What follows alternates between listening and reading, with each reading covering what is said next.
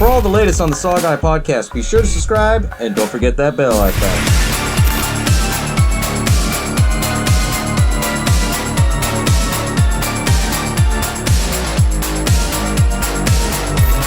Welcome to the SaWGuy podcast. As always, you all know, I am the SaWGuy. Hope you're all having a fun and safe, happy holidays out there, and hope you're staying off of that naughty list.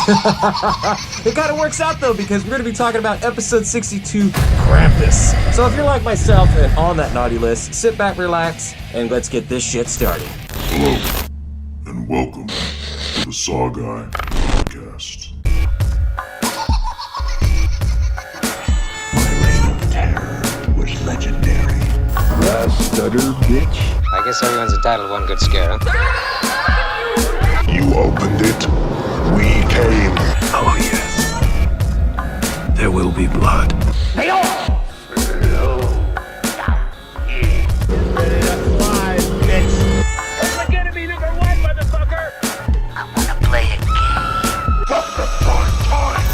Now with Krampus, I think of it as a new modern-day version of Gremlins. I say that because this film, it was supposed to be kind of scary, kind of kooky, but then it also had some kind of comedic dark humor in it, I guess you could say. But with Krampus, it was really entertaining. I thought it was really fun overall film, because it plays a lot off of the whole, folklore of Krampus, which is kind of like the Eastern European kind of thing where, this demon or this creature that works for St. Nicholas, depending on which version you heard of the story, he comes after bad kids. Over the years, it's funny because I remember Krampus, hearing about it around 2012, 2013, and little by little, they started doing Krampus festivals out there in the eastern area, of Europe. And it started to grow. Everyone started talking about the legend of Krampus, and it kind of became Christmas for us horror fans to enjoy. It's like, hell yeah, there's this demon that comes and beats these little kids' ass for being bad. It was pretty cool. And the crazy thing is, it got so popular that eventually Hollywood took notice of it, and they said, okay, we're going to make a film of that. And, for a while, they tried making a film. They didn't know if they were going to go scary. They didn't know if they were going to go kooky with it. The story of Krampus, it's kind of kooky in itself. You can't do something too serious because then you have Slender Man. But with Krampus, though, I was really stoked at how they put it together. They didn't just go and have anybody just jump on this project. They had Michael Dougherty, and most of you guys might remember that name because he did Trick or Treat with Sam. And it was like, holy shit. So, it's kind of full circle with him because he did a Halloween film and now he did a Christmas film. So kind of Tim Burton-ish in a way. But it was really cool the way he put together the story. And it followed a lot of the folklore of it. But I thought at the same time, what was really cool is that they kind of twisted up the story a little bit to affect the movie. And you never see what Krampus really looks like because there's so many different variations of it. Now it leaves to the imagination of what does Krampus really looks like. But like I do in every episode, I'm going to break down the movie for you, throw in all the little tidbits and things you might know, things you might have missed. Watching this film, there was a couple things that I missed and I was like, holy shit. But anyways, what's cool about this film is that it's very true to how a modern day Christmas is. The film opens up where everybody's going shopping. And if you've never been Black Friday shopping before they calmed it all down, it was fucking nuts. It shows the workers, they open the door, people are running through, workers are up on top on the ladder, they're falling down, people are fighting for things. You have security there that are pulling the bad people out. You have security that's shocking other people and shit. It's kind of funny to watch, but to actually go through it and live it. I went through a Black Friday shopping one time at Walmart back in 2011, and I swear to God, it was exactly like this opening of this film, man. But anyways, what's cool about this is that they actually show that this is a big-ass store, almost Costco-like size, and so everyone's all fighting and everything like that. Then they're doing this actual Christmas pageant in the corner, and they also have where you can visit Santa. And it shows these kids are doing the recreation of baby Jesus being born and stuff like that. And one of the kids was the wise man, and the other kid, I guess, was dressed up as a reindeer or something. And they start fighting. It was the funniest freaking thing in the beginning because they're fighting. He's choking the kid out. He grabs a fake snow, throws it in his face. Kind of reminds you of Misery, you know, where he's like, "Here, eat it, you sick, twisted fuck." Eat it to yourself, you sick, twisted fuck!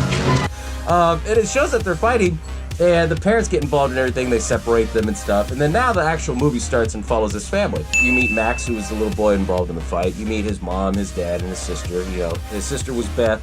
You meet his dad, Tom, and then you also meet his mom, Sarah.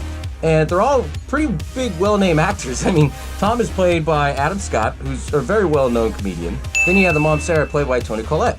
And everybody knows Toni Collette because she's the one that always gives that one fucking face. And all I get back is that fucking face on your face. I mean, if she was gonna get famous, it was because of that movie too. But I mean, she's a pretty decent actor in this film as well.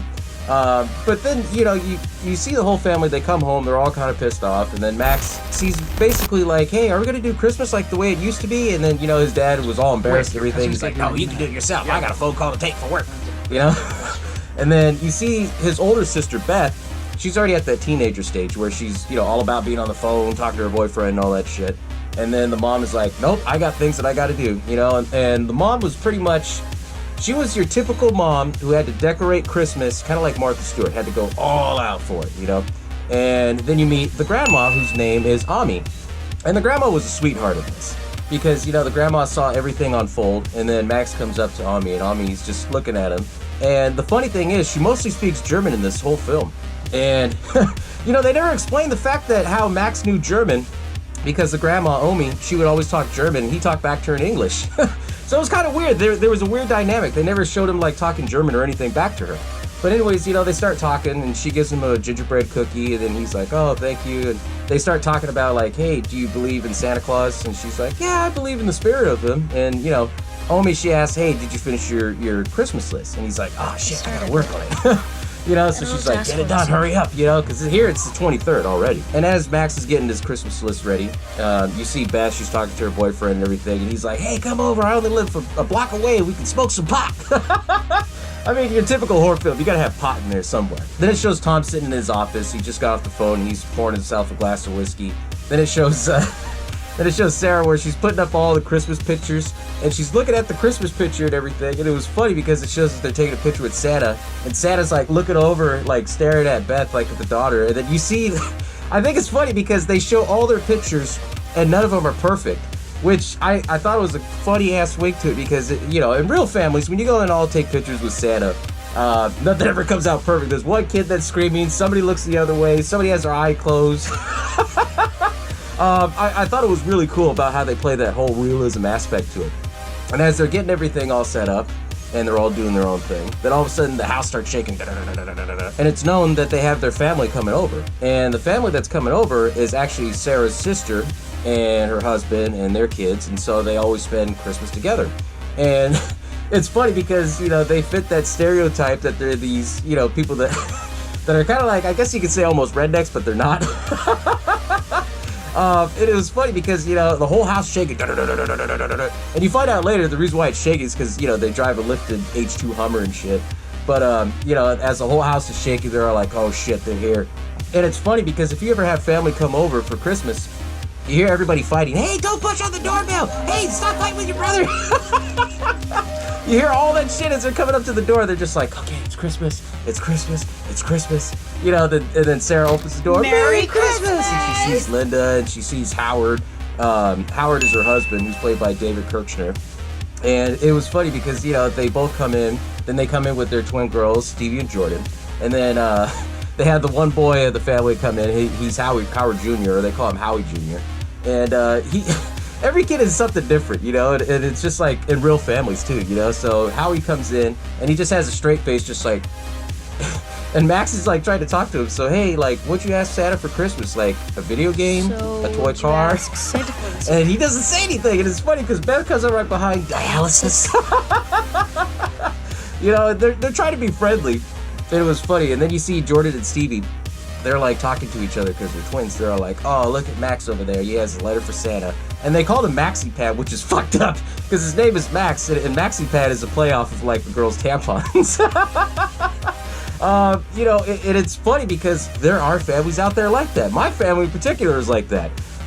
It was funny because they all come in and they're all like, oh, wait a minute, are you missing someone? And they're all like, who? And they're all like, oh shit, the baby. They just had a baby, and it was probably like maybe, you know, under a year, obviously. They never said how old the baby was. And they go back out there and they go and get the baby. And then you hear this old lady, you know, coming in where she's like, oh, Christ, I'm going to kill you if you didn't shovel your walk. I could have broken a hip. I could have broken a hip out there. And the lady ended up being Aunt Dorothy, which is, you know, Linda and Sarah's aunt. And she's like, oh, hey. And Sarah's shocked. Everybody has that one relative where they say, don't invite him. Don't invite him. If you come over with them, don't even show up. And Aunt Dorothy was that one. And so, you know, Aunt Dorothy comes in and she's like, wow, it's good to see you. You know, I'll take your jacket. And she's like, well, So where's the nog? I need to get married. I need to get married. She's like, oh, it's in the kitchen. And as Dorothy walks away, you know, she goes into the dining room area and she's like, Lord, oh my. It looks like Martha Stewart threw up in here. And it's funny because we all have that one relative that's exactly like that. In my family, the character of Aunt Dorothy, the attitude and spunk and everything is totally, you know, my mom.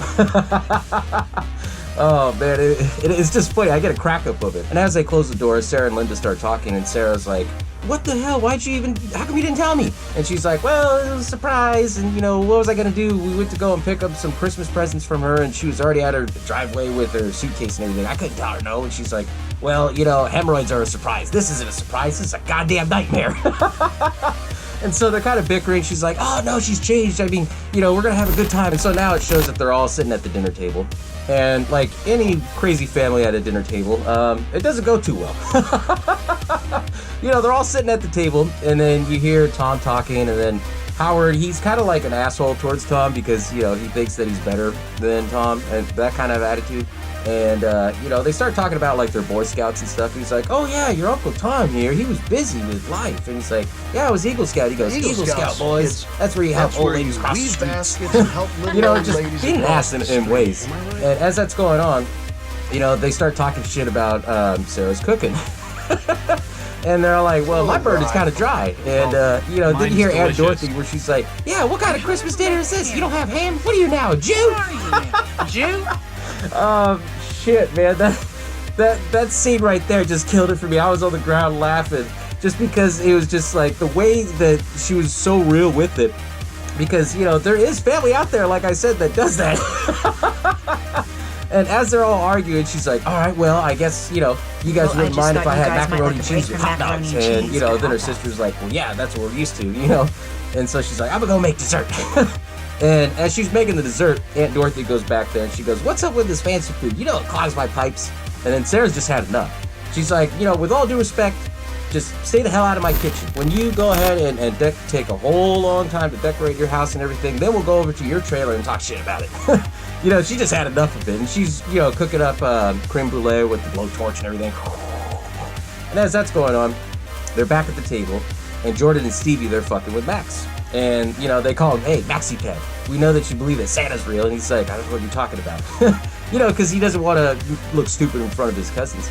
And so they're all like, yeah, his reindeer crashed and Santa had to eat him. You know, they're just being stupid. You know, stupid kid things. And then they said, well, we know it's true because we found your letter. And then that's when he tries to jump up. And they're all like, oh, let's read Santa Claus's letter. Let's see what Maxie had won. And they start reading the letter, which is kind of fucked up because Max put a lot of personal emphasis on it. And, you know, they start reading it and they start saying, you know, like, oh, dear Santa, we really need you this year. That's where her sister's trying to get involved and she's like, hey, knock it off, guys. And she's like, oh, wait a minute. Steve, Beth, this is the best part. This is about you. And then she reads off the fact that, like, hey, Max wishes that him and Beth would be able to hang out like they used to, like brother and sister. And then that's when, you know, they start talking about Max's parents, where he's like, I wish my mom and dad would just fall in love again. It's just my dad's always working and, you know, do him a favor and make them fall back in love again. And then that's when Howard looks at Tom like, oh, shit, you know? And then that's when he starts talking about Howard and Linda, and he's like, and while you're helping out my parents, can you help out Uncle Howard and Aunt Linda? You know, they need some help money-wise, you know, towards your end. And then all of a sudden, Howard's like, oh, shit. Then he turns around and looks at his wife, Linda. And they're just like, what the hell is going on? And, you know, Stevie, you know, she still keeps reading the letter, and it said something about how the twins, Stevie and Jordan, he's happy that they're girls and not boys because their dad wished they were boys. And then she puts the letter down, screw you, dad does not wish we were boys. You know, the crazy thing is, it's sad is that it was very personal, and Max was like ready to bawl in tears. And then all of a sudden the mom comes through, you know, Sarah, and she's like, who wants creme brulee? And then that's when Max gets up, and they had this whole scuffle and fight where he's like, give me the letter, give me the letter. He gets the letter back, they're fighting back and forth. And, you know, that's when the family gets involved, they break him up, and then Max is just, you know, he lets loose and lets everybody have it. He's like, well, I want a Christmas the way it used to be, but I guess that's too much to ask for. I hate Christmas. F you, you know, that kind of attitude. And as he's running away, everyone's just like, oh. And then Dorothy comes in, she goes, leave him alone. You know, kid deserves a medal for speaking the truth. Pretty crazy shit, you know, because I can vouch for myself, something similar like that has happened. But, you know, now it shows that Max is in his room. He's, you know, looking at his letter and everything, and he's kind of tearing up because it was a fucked up situation. His dad comes in there, and then, you know, his dad's like, hey, you doing okay? And he's like, why do we gotta have him here? You know, why do we gotta go and share Christmas with him because we share DNA? And, you know, what's cool about Adam Scott's character as Tom is that he was like that real chill dad where he's like, well, I don't understand it either, but, you know, they're family. That's what families do. And, you know, granted that they may be mean to you and say some stuff, and he's like, Uncle Howard, Uncle Howard being an asshole or something like that. He goes, I'm not going to mention any names. But then he tells his son, Max, you know, like, hey, you know, that's just family. And he tells him, hey, there's still time to mail out that letter to Santa Claus. Go ahead and finish it up. Call me if you need anything. And so he walks away. And Max is kind of thinking about it. He puts the letter in the envelope, then he looks at it, and he's starting to tear up again. Then he was just like, no, fuck it. Rips it all up, opens the window and throws it out. And what I thought was pretty cool is that this is kind of a Home Alone wink to it, you know, because he opens the window, throws out the letter, it gets sucked up into the moon, and then all of a sudden you start seeing like little Home Alone references, like the brick house and everything, and it zooms out, and then all of a sudden this thunderstorm comes in, and that's when all the lights start shaking, and you see the fucking wreath that's like shaking all around and stuff. I mean, that was a cool callback to Home Alone. I didn't know that until all of a sudden I was watching this film, and then you see all these Christmas films during the holidays, and it's like, oh shit, that's a wink to Home Alone. Then it's morning and the next day, and then Max wakes up. He has an advert calendar, like one of those old school ones from Germany, and he opens up on the 23rd, so now it's the 24th. He looks out the window and he sees that it's like hella snowing. And, you know, he goes downstairs and everyone's all arguing because his dad can't get the power back on. And they're one of those new modern homes where they don't have fuse boxes. They have actual switches. And so he's switching everything around. And that's when Sarah starts complaining, well, what am I going to do? You know, I got 12 people in a house with no water, no electricity, and there's not much we can do here. And then all of a sudden Howard comes in and he's digging through the fridge, already food. And Sarah's like, well, there's plenty of leftovers. He's looking around, he goes, here it is. It's kind of funny, you know, because he was talking so much shit about her cooking and everything the night before. And so they were just kind of like bickering and everything like that. And then Max is looking out the window and he's telling his parents like, hey, there's a snowman out there. Somebody must have built it like within the blizzard, because there was no blizzard the night before and there's a blizzard today. So they don't know who the hell did it. All of a sudden, what was kind of weird in the story is that they hear a knock at the door. Then you have Linda going and answering the door, and it ends up being like one of the delivery guys. And he's delivering like a basket or something. And as she's talking, she's like, oh, well, what's this other package right there? And he's like, oh, it's not for me. It's from probably the boys in brown. And I thought it was kind of funny because they couldn't say UPS. So they said the boys in brown. Kind of a funny little wink. And then that's when she calls Howard over. And she's like, Howard, I need help, you know, carrying all this stuff in. And then he's like, damn, how come all the rich people get all the free shit? Linda was like, well, maybe because it could be the Democrats. I mean, just funny-ass dark humor with this, man. You know, and they just went off the wall on it. And so as they come in, they bring in all the stuff. Beth comes up to her parents and she's like, hey, I haven't gotten an answer from my boyfriend. It's been like 5 hours and something must be up. And they're all like, well, you're not going down that blizzard. She's like, well, he only lives down the street, down the block. So I want to go and check out like what's going on. And they're trying to tell her like, hey, the cell phone towers are down. I've never personally been in a snowstorm myself, so I don't know if that's true or not. But I'm pretty sure it is. But anyway, she finally convinces her parents to say, hey, it's just down the road. I'll be back within probably an hour. And they said, okay. And and if you would have saw the blizzard, you would have said, hell no, your ass is locked down here. But they let her go out in the fucking blizzard. And as she goes out of the blizzard, they think that Omi, the grandma, is kind of going crazy because she's in the fireplace. And, you know, she's messing with something because it shows her from the back view. And then all of a sudden she pours out, you know, this old canister, and she starts pouring, you know, hot chocolate in the cups. And then she says something in German, and then Max says, well, Omi says hot chocolate makes everything better. And so, you know, that's when you see Sarah like, oh, okay. Now it follows Beth, and she's walking through this fucking, you know, snow blizzard storm. And it's crazy because you can't see shit in front of you. And she's walking through all this whole blizzard. And as she's going through, you know, it's all light and bright and everything. She gets closer to the end of the street, and it gets darker and darker and darker. And as she gets closer towards the end of the street, she sees that there's a delivery truck that delivered the stuff. And then all of a sudden, you know, she goes and looks in the window, and she sees the guy was fucking frozen shut, just like, ah! And she starts freaking out, and she turns around and looks on top of this house, and she hears this sound. And then all of a sudden, you see this big-ass creature jumping from house to house. And it sounds like a fucking werewolf mixed with a lion with the way he's growling. And then all of a sudden it starts howling, and she's like, oh shit! And so she starts running. And as she's running, you know, then you see, and you find out that it's actually Krampus. And he's running between houses on top of each roof. Doop, doop, doop, doop. And she's running and screaming. And she's like trying to get away, and she can't. And so when she finally gets to the end of the street again, and she sees the delivery truck, she gets underneath it. And that's when she's like trying to hide out and everything like that. And this is where you see Krampus kind of fuck with her. You know, he jumps right next to the truck and he stomps his feet. Doom, doom, doom, doom. And then, you know, he jumps again. Boom, on the other side. Doom, doom, doom. And, you know, he's looking around, and then finally he takes off. And it looks like he jumps on top of the van. And all of a sudden, Beth turns around and she sees that there's this Jack-in-the-Box. And this Jack-in-the-Box is slowly turning. Doop, doop, doop, doop, doop, doop, doop, doop. And it stops. And then all of a sudden it pops up. And you see this little creepy ass gesture come out. And all of a sudden, that's when she starts screaming. And then it doesn't show anything, but it shows underneath the whole van is moving. As she's being like slaughtered and tortured. Which I thought like, oh shit, that's creepy as hell. Now that it's slowly getting darker, and now it's getting darker kind of all over, they're back at the house, and it shows that Sarah and Tom, they're talking. They're like, hey, it's been longer than an hour. Like, what the hell's going on with Beth? They're like, oh no, Beth is a big girl. She can handle it. And that's where Sarah's like, no, you need to go out there and look for him. And that's when Tom's like, hey, Howard, you want to go help me go look for Beth? We're just going to go down the block. And that's when they were just kind of discussing things, plans of what they were going to do. Ami comes up, and Ami is actually the mother of Tom. And so she starts telling him in German, like, hey, be careful, you know, just make sure that you're bundled up and everything.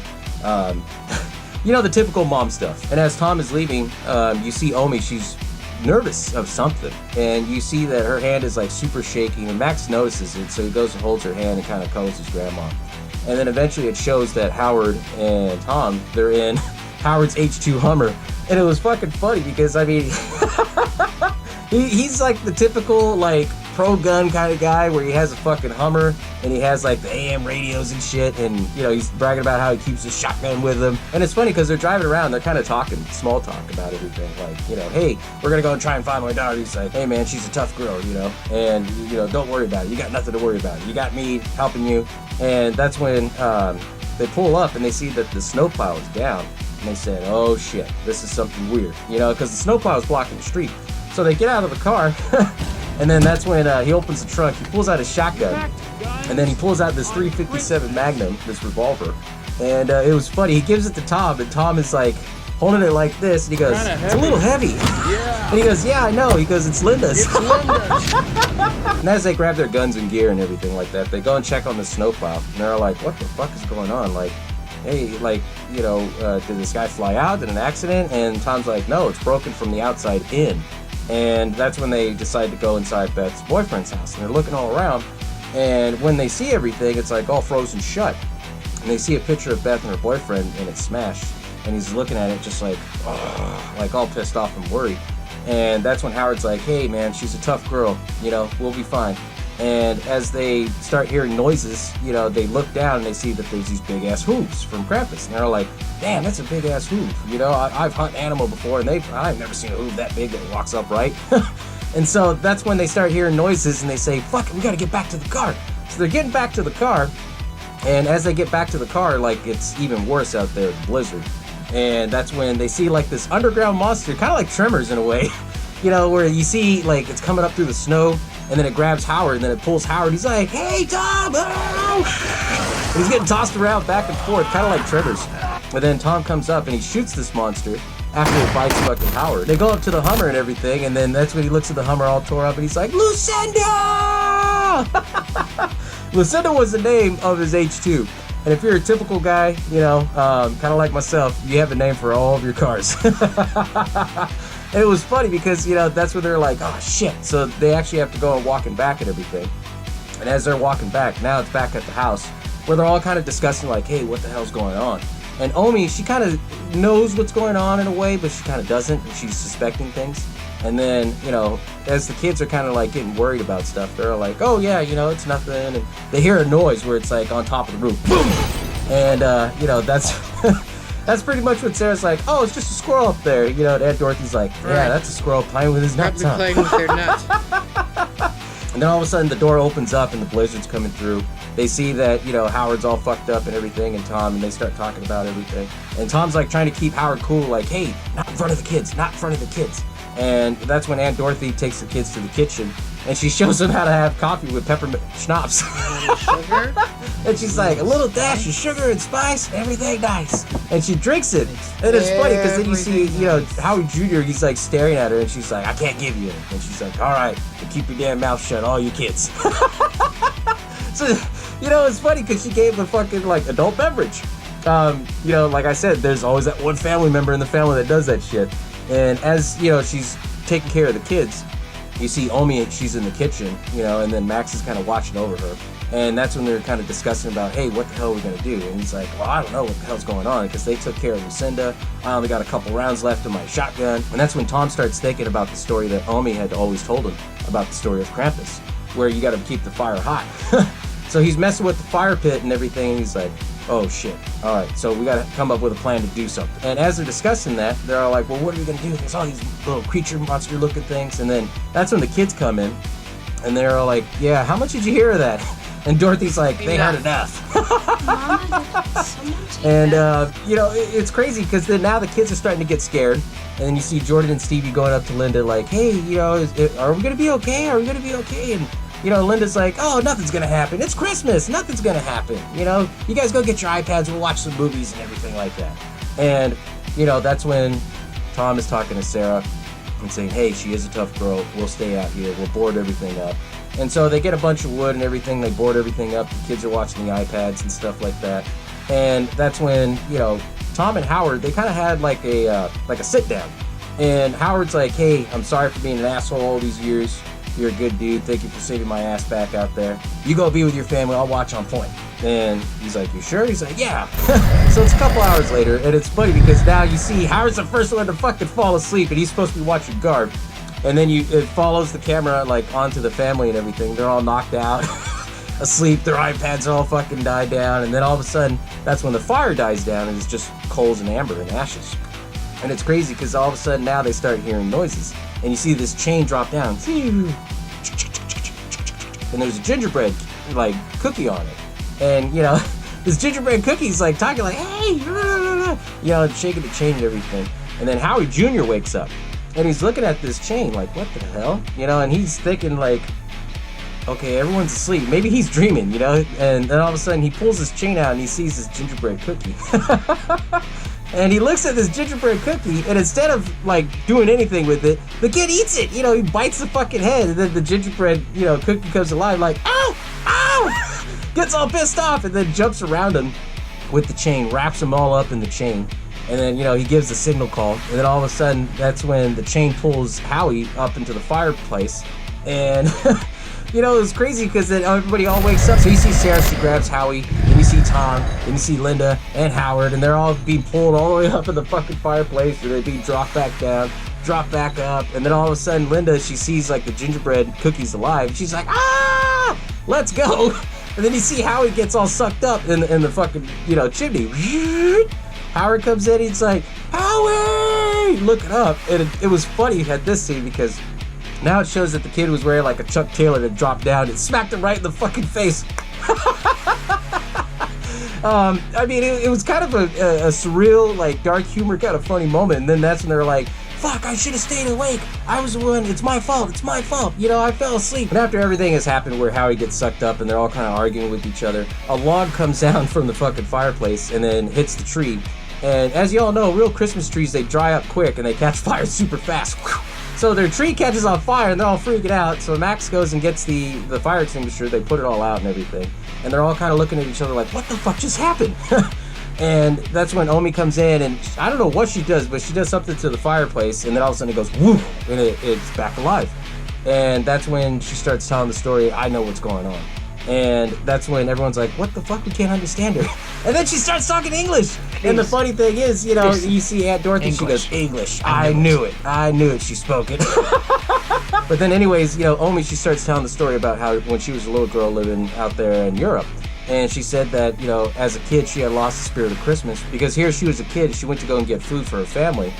And people, you know, they were suffering from not having food and everything. It was poverty. And she gets the bread. Everyone fights for the piece of bread. And she ends up going home. And her family yells at her about, you know, hey, how come you didn't get the bread and everything?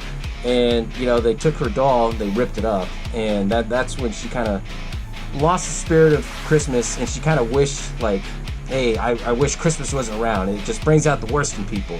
And the doll that they had ripped was actually a Santa doll. And, you know, instead of actually keeping it, trying to fix it, she grabbed her Santa doll, went to the fireplace, throws it in there. And as she throws it in there, it's basically the same signal where it calls for Krampus, where all the ashes go up in the chimney and everything. And she tells the story that she was asleep in her bed, and she was hearing that Krampus and his helpers had came and was taking her family one by one. And when Krampus came up to her, he didn't take her. He basically left, you know, the reminder that, hey, you know, when you lose the spirit of Christmas, like, I'll take everything around you and make you suffer for it. And, you know, as he was leaving, he gives her, you know, the little ornament bell that's off his chains that says Krampus. And, you know, then he goes up into the fireplace and everything. And so she's sitting there crying. And then that's when it goes back to Omi, and it shows that she pulls out the ornament and says, this is what's going on.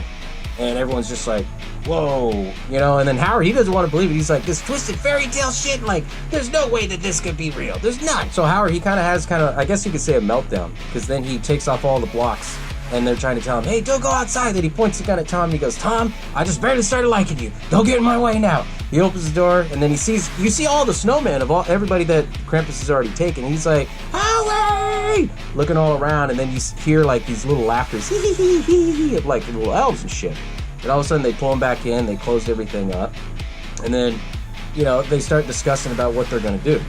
And then it shows that it goes back to the advert calendar, and then now it's actually Christmas Eve. But it's still dark as shit! Now that it's Christmas Eve, they start discussing all their plans how to get to that truck with the plow. And as they're all discussing and everything, mapping everything out, you see that Linda, you know, she's in another room and she's wrapping all of the Christmas presents for her kids. Kind of having a moment about things because they took Howie and everything like that. As she walks away, you know, she starts talking about the whole plan about how to get to the truck. It goes back to the presents, and the presents are shaking because, you know, they're in that special Christmas bag that was delivered to them. And as that's going on, then you hear the kids where Jordan and Stevie, they said, oh, we need to use the bathroom. They're all like, well, you got to use the one upstairs. And Aunt Dorothy's like, I clogged the one downstairs. Oh, shit, man, that was funny. And so they're going upstairs looking for the bathroom. And as they're going up there, they start hearing this voice. And it sounds like Beth's voice. And, you know, they're saying, hey, Jordan, Stevie, I've been up here the whole time. Come up here. So these kids, they follow the voices going upstairs. And they go in the attic, and then all of a sudden you hear these screams and everything. So they grab whatever they can, an axe and shit like that. And they run into the to the living room, and they're like, where the hell are the kids? Where's the twins? And Aunt Dorothy's like, well, they had to use the bathroom. So you let them go? Well, was there another choice? And so as they go up the stairs, they start hearing all the noises and everything. Max is staying by Omi. Howard's staying behind. And they start going upstairs. And as they go upstairs, they start hearing all these rustling noises and everything. And Howard, he starts hearing noises in the kitchen. And so Howard, you know, he's trying to call his dog because they brought the dog with them. And the dog was Rosie, who's a French bulldog. And it was funny because, you know, he's calling Rosie. He's like, Rosie, come here, girl. And, you know, she ran away, and he goes, useless turd. So there's two scenes going on. You have Tom, Sarah, and Linda going upstairs to check on the sound that's going on. And you have Howard that's going in the kitchen checking on that sound too. And, you know, while that's going on, Howard, Linda, and Sarah, they're upstairs. They start hearing all these noises, and all of a sudden, you know, that's where they hear like the Jack in the Box, doo, doo, doo, doo, doo, doo, doo. And they have the flashlights on this jester, and this jester's like eating one of the kids, and you see the end of their boots like, and he's swallowing it, and they're screaming, oh my god, And they're like, what do we do? What do we do? What the fuck is that? And then that's when, you know, Sarah's like, just shoot it, for the love of God, shoot it. So they start shooting at it, and this Jester freaks out, starts running all around, and then gets to the end of where there's like a vent, and it's like trying to fight its way to get out. And you see this robot toy jump on Tom, and he's like stabbing him. He's like, you gotta be fucking kidding me! Ah! You know, he's getting stabbed by this little robot. This fucking teddy bear that looks like something from Five Nights at Freddy jumps on Linda, and then there's this like weird deranged looking angel thing that kind of reminds me of like their angel that they had on top of their Christmas tree that jumps on Sarah. And it has this long tongue, and it's like swinging the tongue around, like trying to get in her ear and everything. And the typical Toni Collette thing where she's screaming and makes that face, oh! Oh! So they're all fighting with that. And as that's going on, now it goes back to Howard, where he's, you know, looking through the kitchen because he hears these noises. And all of a sudden, that's where he gets shot in the leg by, you know, all these nails from the nail gun. And he turns around and sees his 3 gingerbread cookies, like, laughing. And that's when he's like, what the fuck? And he's like, I should have gone to my brother's for Christmas. You know, and he's running all around, like, trying to get out because they're shooting these fucking nails. Choo, choo, choo, choo, choo, choo, choo, choo, choo, choo. You know, he gets at the end, you know, he picks up the cutting board. Choo, choo, choo, choo, choo, and they, you know, shot nails through it. And then that's when, you know, it goes back to Tom, Linda, and Sarah. And Linda was a tough one, you know, because she fights back, and all of a sudden, you know, she sees this icicle, breaks it off, stabs it right through the teddy bear's eye, and throws him off the fucking stairs. After she takes care of the teddy bear, then she picks up the axe, and then she sees that her sister Sarah's hanging, like, off a noose and shit from Christmas tree lights, which I thought was a cool little wink to Black Christmas. She cuts off the lights, so then all of a sudden Sarah falls down. And, you know, she beats up on that little crazy-looking angel thing. And then that's where Tom's like on the ground getting stabbed by this metal robot. Turns around and he's like, ah! She fucking knocks the shit out of that. And then all of a sudden she sees the Jesters like trying to get through the air vent. She goes, give me back my kids, you mother! And she slams down the axe and it already got inside the air vent. And as that's going on, where she's like, Jordan! Stevie! You know, like screaming for her kids. It goes back to Howard, where he's fighting off these gingerbread cookies. And then all of a sudden, you know, they run out of nails and they start bickering with each other. He pulls out his shotgun and shoots the lantern and they blow up. So you see one that's on the ground, like already charred up and everything. And he's like, Merry Christmas, motherfucker. And then 2 of them that are still around, they're like, there he is, get him! So they start running, he takes out one, and then all of a sudden the other one comes like flying at him in slow motion with the candy cane with a sharpened point. You know, just going, ah! And he's like screaming, and he closes his eyes. And all of a sudden, Rosie comes in and fucking eats the gingerbread cookie, and he starts laughing. And he's like, good girl, good girl. The cool thing, though, about the gingerbread cookies, they were actually voiced by Seth Green and Justin Roiland. And I thought it was a cool little wink to that, because Seth Green, he has Robot Chicken and everything like that. And you see a Robot Chicken poster inside Max's room later on. And, you know, Justin Roiland, he's the voice of Morty from Rick and Morty, and also Rick. And they both did the voices of all the gingerbread cookies, which I thought was pretty cool. Well, that's all going on. Then you see Tom and Sarah, they start talking and everything. And that's when the little toy robot comes up like, ugh! And Sarah grabs the fucking revolver and she fucking blows it away. Boom, boom, boom, boom, boom, boom, boom. Tom looks at her like, what the fuck? And she goes, what? I took care of it. They all come downstairs in the living room. And then they all start saying, well, what the hell happened upstairs? That's when Howard comes in and he starts telling his wife, he goes, Linda, if you knew about how I got my ass kicked by gingerbread cookies, you knew I understand what the hell's going on. And as it's all going on, that's when they start saying, like, hearing noises. And they start hearing noises all in the attic. And they thought, well, you know, the Jack-in-the-Box, he's stuck in the air vent. And they're all like, well, we can't get out. We boarded everything up. So you hear it screaming the whole time. And then that's when Max is like, oh, shit. So Max had the idea of opening the air vent and letting Rosie go in there. And they're like, yeah, go get him, Rosie. Then you hear the dog, like, fighting with the Jack-in-the-Box. And the Jack-in-the-Box comes down. Boom! Like, right in front of him in the living room. And then that's when the monsters that you thought they killed off upstairs, they come back down. And that's when the teddy bear is like trying to fight with them, and then Aunt Dorothy blows away. Boom! Then you see like the little angel creature like trying to come after him. Then Aunt Dorothy blows it away with the shotgun. Boom! Lands right on the center of like the wreath. It was kind of a cool little wink. And then it drops down. And Tom turns around, looks at Dorothy, and he says, Aunt Dorothy, finish it with pleasure. And then as she aims it at the Jack-in-the-Box, you know, he's looking all around like, oh no, don't kill me. Then he starts clapping his hands. And as he's clapping his hands, that's when they're like, what the hell's going on? And then Omi was the only one that knew, where she's like, elves. And all of a sudden, you know, Dorothy turns around at the boarded up window and she goes, oh shit. So all these elves, they break through the fucking window, and they kind of corner everybody like into a corner. And while the elves are in, they're all kind of tormenting and fucking with everybody. They got them all to a corner, and that's when Linda's like, "Where's the baby? Howard, where's the baby?" So one of the elves grabs the baby and walks out. And all of a sudden, Howard's like, "This fucking twisted fairy tale horse shit." You know, he jumps out and jumps right on top of the jester as they pull the Jack-in-the-Box out. And then all of a sudden, they grab the chains and they wrap it around Aunt Dorothy. Aunt Dorothy's just sitting there and she goes, "I'll see you in hell!" And then they pull her out. Woo! And as that's going on, that's when they hear noises and shit. And all the elves are like, "Oh, shit." And so they all run out and everything. That's when they all break away, and that's when they say, "Shit, we all need to get together. We need to go out to that plow truck. We need to do it now." And as they're all arguing about that, then you see Omi where she's like trying to light up the matches, and then they keep blowing out and everything. And then, you know, that's when Tom is like, "Mom, we gotta go! We gotta go!" And then all of a sudden, that's when you hear the Christmas music and electricity kind of coming on and off. And you hear, you know, "Here comes Santa Claus, here comes Santa Claus, right now Santa Claus Lane." And it was basically a wink saying that Krampus was coming. And so they all geared up and everything and got all their fucking coats on. And as they're leaving, Tom says, "Okay, we all stick together, arm in arm, you know, follow my lead." And that's when everybody's all leaving. And then that's when Max is at the end. Then all of a sudden, you know, he turns around and he sees that Omi's like, "Be good, Max." And she closes the fucking door. And Max is like, "Omi! Omi!" And then all of a sudden, Tom goes and knocks on the door. "Omi! Mom! What are you doing? What are you doing?" And then Max has to tell his dad, like, "Hey, she's staying behind. She wants to face him. She wants to face him."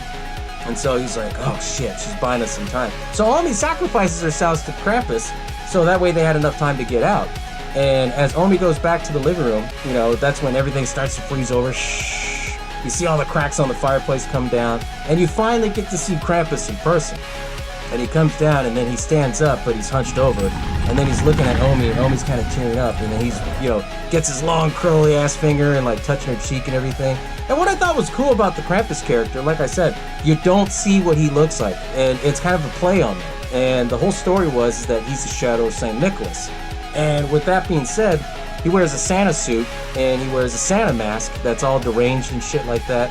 And, you know, it's a demon wearing a costume, essentially. And, you know, it was pretty cool how they put that all together.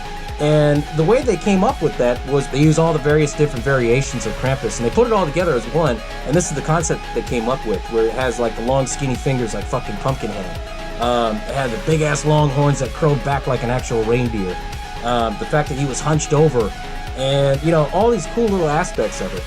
And well, anyways, as he's looking at Omi, then he grabs his toy bag, he opens it up, you know, right in front of her face, and she looks down, and all his creepy toy helpers, they all like jump out and they grab her and everything. So Omi, you know, now she gets kidnapped with him. And then as they're going through, trying to make it into that pathway, that's when they start seeing that little trimmer monster in the snow. And that's when Tom's like, "You all need to go. It's right there. Just go. I love you." And, you know, they're saying their goodbyes and everything like that. And what I thought was a mistake on this, fully loaded shotguns, they only hold 8 rounds. He shot it off like 12 times. And so you see all these little underground monsters like coming after him, and he's shooting them. Boom, boom, boom, boom, boom. And he finally runs out of ammo, and then he's just like, "All right, they're gonna take me." So they grab him and they take him. And as they're running up to the actual plow truck, Stevie gets in, and then Max gets in. And as they're getting in, then Linda gets taken, and then she's like, "No, save my kids, save my kids." They take Linda. And all of a sudden, Sarah, you know, she gets taken towards the end, and she's looking at Max, and she goes, "Max, I love you." And they took her. And I thought it was fucked up how that all went down. Like, oh shit, you know, both of those kids, they just lost their parents just like that. And then they're playing like this creepy ass Christmas music, you know, Silent Night in the background, and it's like, oh shit. Like, I'm getting trembles on my back right now thinking about that. And that's when, you know, Stevie was pretty much like, "Hey, we need to go, Max. Come on, start it up." And he's trying to start it. This is this old ass truck, you know, it's got 3 on the tree and everything. And they're all like, "Well, come on, you need to drive it, hurry up." And he goes, "I don't know how to drive this. All we have is hybrids." And I was dying at that because it's so fucking modernized for it. And then all of a sudden they see all the helpers. They come up to the actual plow truck and everything, and they're fucking with them, and they pull Stevie out. And then that's when he, Max fights back and everything, and he knocks one of them down. And, you know, one of them's in the ground, like on the snow, like, "Ah!" and then gets sucked out. Whoop! So Max gets out and he sees Krampus. Krampus comes out. Doom!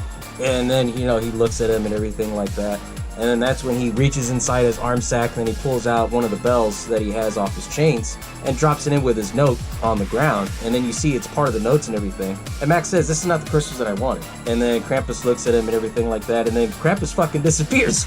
Then it shows later on that Max is still wandering through the snow, and he sees that there's like Krampus and all of his helpers over there in the corner, like prancing around and everything, fucking with all of his family members. And then that's when he's like, hey, and they're not turning around. Hey, asshole! Then Krampus turns around like all pissed, like, ooh. And then he goes, give me back my family! And he throws the bell and everything all the way down, and it lands like close to Krampus's feet, and then it like gets sucked into the snow. And then Krampus stomps his feet, and I guess like this volcano shit that pops out. And then all of a sudden, Max starts climbing up and everything, and he goes up to Krampus, and it looks like he's gonna hit him with a fucking crowbar. And then he's like, give me back my family. And then you see the helpers, they see Stevie right there, they're holding her on the edge. And it's funny, because, he's looking at Krampus, and he goes, I'm sorry, this is not what I wanted. And then Krampus, he's like looking at him like, what? And then he, touches his tear and everything like that, and he goes, I'm sorry. And this is where you get a good close-up view of Krampus, like how he looks. And then you find out, like I said, basically a demon in a Santa suit. Like if you look, like it shows a close-up of his eyes, he's got these demon-looking eyes. And, then he touches his, tear and everything, and he's looking down at it, and he's like, all right. And then all of a sudden, that's when all the elves are like, what the fuck is he gonna do? And then, he turns around to the elves, and he tells the elves to throw Stevie in the fucking lava pit. So they throw Stevie in the lava pit, and then that's when Max gets all pissed off, and then he picks up Max, and then hangs him over the lava pit, and then Max is like, I'm sorry, for what it's worth, I just wanted Christmas the way it used to be, I'm sorry. Then all of a sudden, he freaking drops Max inside the lava pit, and Max is like, ah! And just the way that they design that whole scene is very reminiscent to A Christmas Carol at the end of the movie, where you see the ghost of Christmas future. And, as Max is going in, the screen goes white, and then all of a sudden it shows Max is in bed. He wakes up from the nightmare and falls off his bed, and he's like, ugh, and at the same time, you see the Robot Chicken poster that's in the corner, and then you see Max, he looks out the window and everything, and it's regular snow, it's not blizzard and shit. And all of a sudden he comes downstairs, and he sees his whole family is all happy, and they're all talking to each other. And, you see Beth, where she's like, finally you woke up. You're the last one to wake up on Christmas. And that's when you see Howard, he's like, oh, we thought the Sugar Plum Fairies got to you, buddy. And it just ended up being a good Christmas, almost. In a way, it was very dreamlike for him. So, he goes and sees that everyone's okay. He goes and hugs his mom, hugs his dad, tells him Merry Christmas. And they're all like, oh, what's this for? He's like, oh, it's just Christmas, Mom. It's just Christmas, Dad. And then they're giving gifts and everything. You see Jordan, she opens up her present, and it ends up being like brass knucks, and she goes, hey, this is cool, and she goes, Maxi Pad, ooh. And they still fucked with him, but they were nice about it, right? And then Omi comes up, gives him hot chocolate, and she tells him in English, Merry Christmas, Max. And as that's going on, they give Max his present, and Max is opening up his present, and as he opens it up, it ends up being the bell from Krampus, and he pulls it out, and you can hear the jingle from the bells and everything, and everyone like stops talking, and they're all looking like right at the bell, looking at Max, and they're all looking at each other like, what the fuck? Did we all have the same dream? Like, it was a very eerie moment. You see Aunt Dorothy where she's like, it must be part of the hangover I have. I haven't been this hungover since the Pope died. And as they're all looking at each other, like still shocked, it shows a zoom out from the house through the window, and then their house is in a snow globe. And then you see that the snow globe is being put down, and it looks like it's Krampus's lair, where you see all these snow globes with all these homes in there. And it keeps backing away and everything, and it shows that it did happen, that Krampus did come and pay him a visit, and there's two ways of this ending, and I'll explain in a sec. But anyways, it backs all the way up, and you see his full lair with all these snow globes and everything. Then you see all the toys come out, and they start laughing, and they jump on the screen, and the movie ends. Awesome modern take on a Christmas horror film, honestly, it really was. And as I said, it's like a modern day Gremlins. But back to what I was saying on the ending, there's two versions of the ending that they never really confirmed. One is, Max learned his lesson and they all lived happily ever after, and Krampus is just watching over him, right? Another theory out there is saying since they all failed their test with Krampus, is the fact that, you know, Krampus, he has them reliving Christmas like this every day for the rest of their lives, and he has it in a snow globe to watch it, kind of like a haha, fuck you kind of thing. They never confirmed what was the actual ending of it. I mean, did everything go back to normal? Are they stuck in this Christmas hell for years? They never really described it. But see, that's what's cool about Michael Dougherty films, is that he always leaves a lot of open-ended, like, stories to it. He did the same thing with Trick or Treat, where, you know, it was all these Halloween stories happening all at once, and you kind of had to piece it together of, like, what goes where. And same thing with Krampus, but Krampus was done in a way where, you know, the ending could go two different ways. There was a lot of buzz about this film, where people didn't know if it was going to go for a realistic approach, if it was going to go a comedic approach. I'm glad that they kind of went with, like, the dark comedy with it, because, I mean, you make it kooky, you make it accessible for everybody to enjoy, you know, from all ages. I mean, from teenagers, I mean, you know, this is a modern day where, you know, it's a scary film, but not as scary. I mean, I was a kid, I used to watch Gremlins, so I mean, that was nothing compared to this. And, you know, kids today, I can see watching this film. It's kind of like a Christmas horror film, and it's pretty cool, you know? Originally, though, when this film was supposed to come out, it was supposed to come out Thanksgiving weekend of 2015, because this film was released in 2015. And they decided, no, we're not going to release it on Thanksgiving weekend. We're going to wait until a couple weeks later. And the reason why is because they want to release it right at the same time that they do, like, Krampus festivals out there in Europe and stuff. And I thought that was another cool little week. I was like, oh shit, you know, they kept it very true to this film. The only thing is, though, this film was supposed to be originally rated as rated R. The only problem is, though, is that the studio that was doing it, they said, whoa, hold on a second. We don't want to do a rated R on a Christmas film. And the reason why they didn't want to do it rated R was because they didn't want to have the controversy with it being like Black Christmas or Silent Night, Deadly Night. They wanted something that's going to be, you know, pushing that envelope a little bit, but at the same time, it's like, does it go over that edge? You know what I mean? But I mean, even at PG-13, this was a great film because, I mean, you know, if you had to make this rated R, I mean, it would take the fun out of it, I think, because, you know, less is more. The fact where it shows Beth where she gets, you know, eaten by the Jack-in-the-Box, that was cool because they didn't show it. You know, they left everything to the imagination, which makes it even scarier. When you're talking something iconic as Krampus, you can't just go and make, like, an actual character that's completely something different. Because if you do that, then everyone's gonna bitch about it. And, you know, the studio knew about that. So they said, okay, if we're gonna make our own take on Krampus, let's do a little bit of everything in there that ties into the story. So they tied in with the hooves, they tied in with the horns, and then they tied in with the fact that some depictions show that he wears a Santa suit. And then they didn't want to show his face, because if they show his face, there's different various, you know, drawings and stories of how Krampus actually looks. So they decided that they were going to make it so he wears like a plastic, like, Santa Claus face, but you can still see his eyes, you can see his tongue, you can see his, like, crazy crooked hands. In a way, I think if they would have actually showed Krampus, like, in full demon form, I think they would have kind of went the route with Pumpkinhead. And if they would have did it like Pumpkinhead, that still would have been badass. Like, oh shit, looks like Pumpkinhead. But it was pretty cool how they did it, you know? But overall, hope you all didn't end up in that naughty list and you're all enjoying your holiday seasons, everything from Christmas, Kwanzaa, Hanukkah, and even the New Year. It's finally gonna be the end of 2020, finally. So hope you're all having fun and safe, and I will catch y'all next time, as always. Bow down to